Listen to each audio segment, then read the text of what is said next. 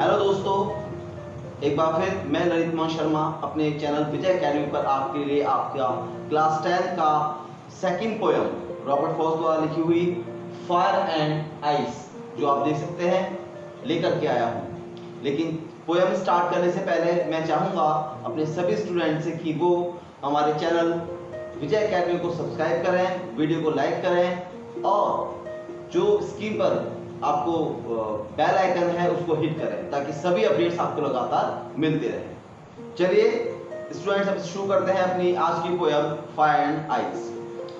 Fire and ice ये poem एक symbolic poem है।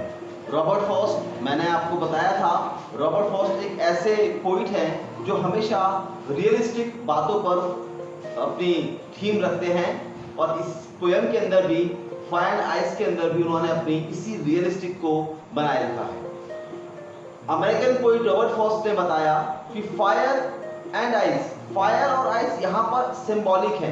सिंबॉलिक इन द सेंस कि फायर किसी बात को शो करती है। हम ह्यूमन बींग्स के अंदर जो हमारे बीच होने वाली लड़ाइयाँ हैं, वॉर है, बैटल हैं, उन सभी को सिंबल के रूप में यहाँ पर फायर के नाम से बताया है।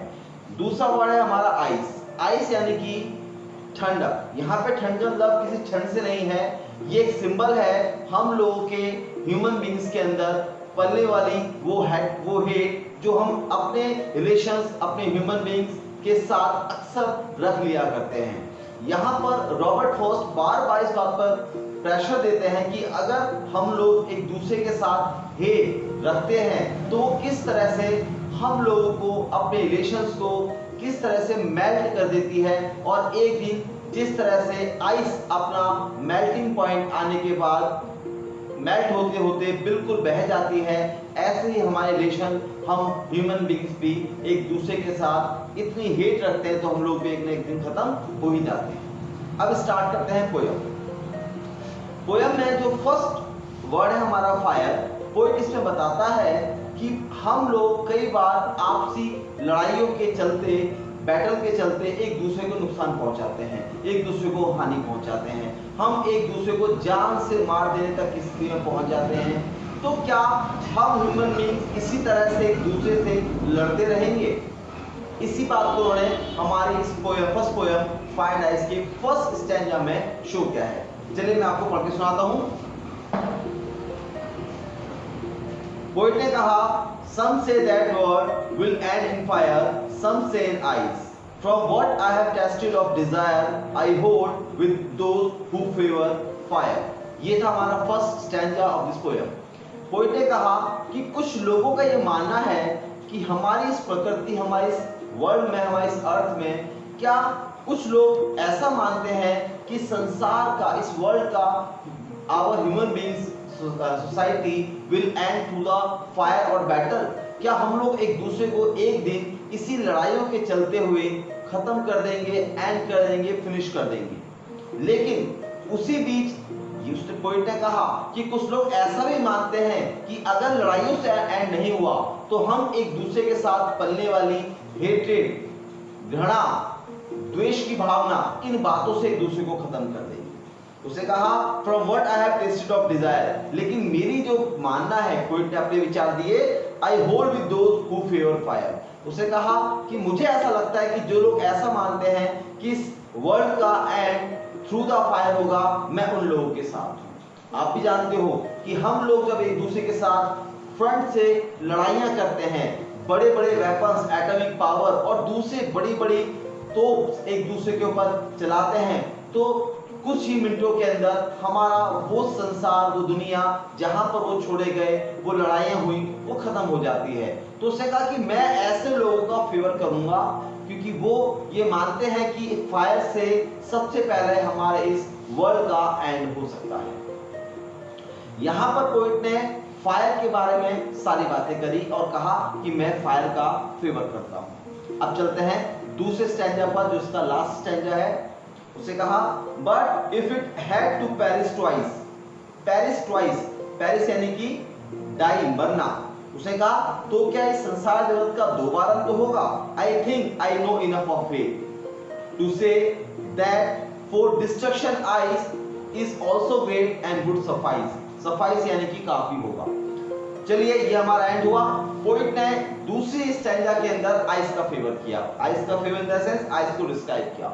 उससे कहा तो क्या अगर संसार का अंत फायर से होगा या आइस से होगा तो क्या दो बार होगा? नहीं। रॉबर्ट फ्रॉस्ट कहते हैं कि हमारी इस पोयम का जो थीम है, इसके अंदर जब अंत होगा तो वो दूसरे लोगों का जो मानना है वो हो सकता है आइस से, लेकिन आइस से होना बहुत ही खराब होगा।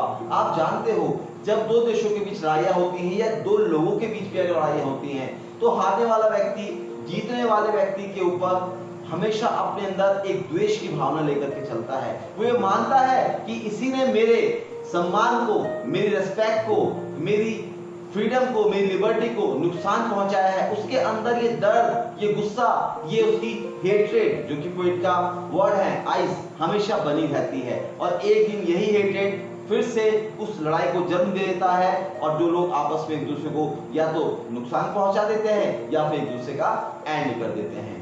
यही दो कंट्री के बीच में भी होता है। पोइट का यही मानना है कि संसार एक ना एक दिन किसी ना किसी रूप में या तो फायर से या तो आइस से एक दूसरे का एंड समाप्त कर देगा। ये थी बच्चों हमारी पोयम। अब हम लोग इसकी जो डिवाइसेस हैं उसके बारे में स्टडी करते हैं कि पोइट ने क्या बताया है। देखिए पहले एंजॉयमेंट। पोइट ने कहा जब स्टैंजा स्टार्ट हुआ और स्टैंजा जब कंप्लीट हुआ, इन बिटवीन किसी भी लाइन में आपने देखा कि एक भी कॉमा या फुल स्टॉप नहीं है। It is called the enjoyment. इसीलिए इसके अंदर एक हमारी डिवाइस है एंजॉयमेंट। अब दूसरे देखते हैं एलिट्रेशंस। ये क्या होती है? एलिट्रेशन का मतलब हुआ करता है कि कोई भी ऐसा लेटर जो वन और मोर टाइम, टू और थ्री टाइम्स यूज किया जा रहा है। इसमें आप देखोगे फर्स्ट स्टैंजा में आया है सम से, एस एस, ये लेटर रिपीट हो रहे हैं, इसलिए यहां पर एलिट्रेशन भी है। थर्ड है पर्सोनिफिकेशन। पर्सोनिफिकेशन क्या होता है? मैंने आपको स्टार्टिंग में बताया था कि पोइट ने यहां पर फायर और आइस को as a human being use किया है। वो ये मानते हैं कि फायर यानी ह्यूमन बीइंग्स के अंदर आने वाला गुस्सा, उसकी बहुत ज्यादा अंदर पड़ने वाली, गुस्से के अंदर हो जाने वाली fight, it is called the fire. यानी वो फायर को as a nature of human being देखते हैं। दूसरा आइस। आइस यानी बर्फ, लेकिन यहाँ पे बर्फ का मीनिंग नहीं है। उन्होंने इस कूलनेस को, इस ठंडक को वाटर या हेट्रेड की तरह से यूज किया है। यानी वो यहाँ पर नॉन लिविंग थिंग्स को भी लिविंग थिंग्स की तरह से देख रहे हैं। It is called the personification. तो यहाँ पर फायर और आइस एक सिंबल है ह्यूमन बीइंग्स की nature. Now the last one, anaphor. Anaphor हुआ करता है जब दो word, same word using more than 2 और 3 times, it is called the anaphor. आप देखिए फर्स्ट स्टैंजा के अंदर जो सम से एलिट्रेशंस को बता रहा है वही एनाफोर को बता रहा है, क्योंकि ये दो वर्ड यूज किए गए हैं पोएम के अंदर। रॉबर्ट फ्रॉस्ट ने सम से कुछ लोगों का मानना है, कुछ लोगों का मानना है, इसीलिए ये एनाफोर भी है। तो बच्चों ये हमारी पोएम हो गई कंप्लीट। ये हमने डिस्कस की डिवाइसेस। अब चलते हैं इससे आगे हमारे पोएम के मेन और इंपॉर्टेंट क्वेश्चंस जो एक्सपेक्टेड है फॉर द बोर्ड एग्जाम्स। देखिए इसके अंदर हमारा मेन इंपॉर्टेंट क्वेश्चन आता है जो कि पोइट ने स्टार्टिंग में बताया कि how the world will get it's and. कैसे संसार का अंत होगा, कैसे संसार अपनी समाप्ति की ओर जाएगा। आपको इस पोएम में यही बताया गया है कि हम ह्यूमन बीइंग्स अपने गुस्से के अंदर जो फाइट करते हैं, जो बैटल करते हैं, जो बड़े बड़े वॉर हो जाते हैं, वो सब कहीं ना कहीं ह्यूमन बीइंग्स के एंड का कॉज रीजन बनते हैं। इसीलिए हम ह्यूमन बीइंग्स अपनी लड़ाइयों से इस संसार का फिनिश कर लेंगे, संसार को एंड कर लेंगे। दूसरा आइस बताया कि हम या तो वॉर से, बैटल से, या एक दूसरे के अंदर पलने वाली हेट्रेड से, घृणा से, द्वेष से हम इस संसार का अंत कर लेंगे। तो ये दो कारण हैं जिसकी वजह से हमारे इस वर्ल्ड का एंड हो सकता है। इसकी रिवाइसेस मैंने आपको बताई दी हैं। मेन क्वेश्चन मैं आपको बता दिया है।